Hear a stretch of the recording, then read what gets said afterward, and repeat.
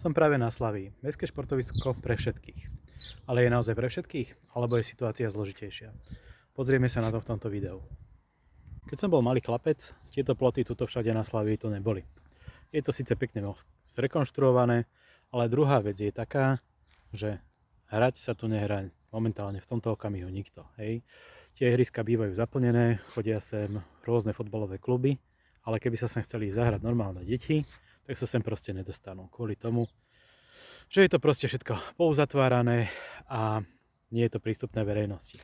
Kam sa majú ísť deti hrať futbal v Trnave, keď by sa chceli? Na tieto ihriska asi nie, lebo ich proste nikto nesprístupnil. To tenisové kurty, kedysi prístupnejšie, teraz už nie.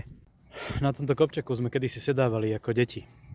Prečo je to teraz zavreté a pre koho je to zavreté, to vážne netuším, ale myslím si, že to bolo celkom fajn, keď to bolo otvorené. Basketbal považujem za jednu z posledných dostupných vecí. Teda samozrejme aj korčulierskú dráhu, ktorá je stále voľne dostupná.